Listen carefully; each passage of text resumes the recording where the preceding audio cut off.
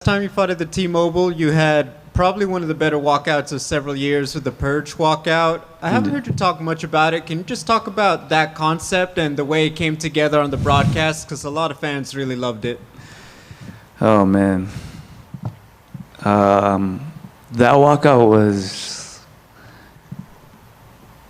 You want the story behind the walkout? Absolutely, all of it. Brian, BC.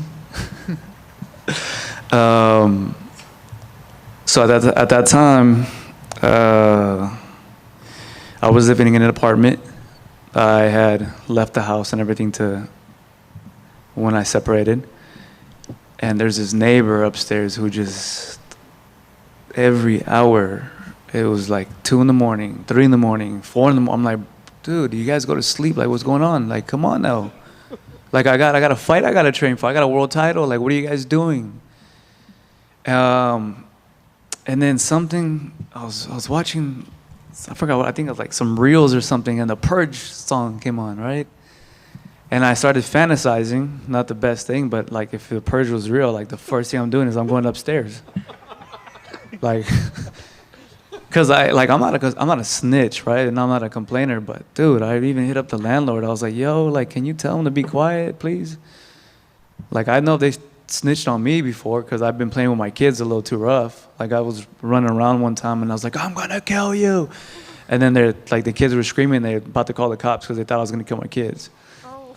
Yeah, to me, it wasn't that crazy, right? That's how we play around. But I never said nothing. And finally I said, hey man, like, these guys or whoever's up there, I don't want to be rude, but come on now. Like, it feels like they're dragging something across the floor all night.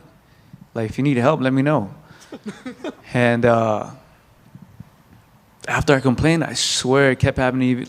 Even they doubled down on it.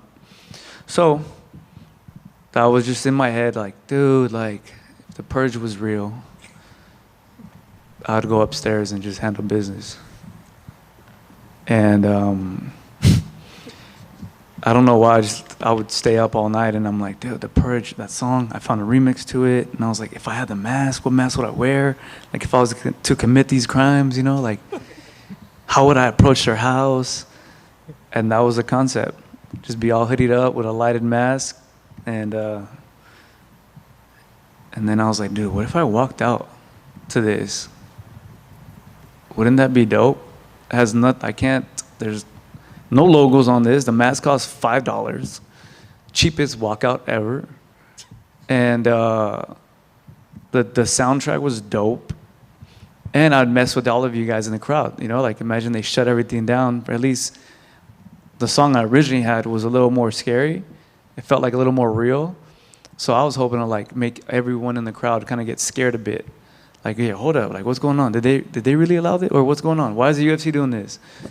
But the UFC wouldn't go along with my plan. They had to make it to where it's like, hey, like, it has to be known it's a walkout. Can't have people panicking. Said, I got you.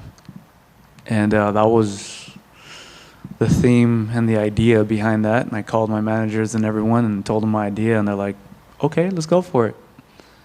And then now it's in one of the best walkouts ever when it's being a conversation of topic. So it worked out. Did the coaches all know that story, like, ahead of time? Or did you just tell them, hey, we're doing the Purge? No, yeah, I told them I want to kill my neighbors at that time. At that time, yeah.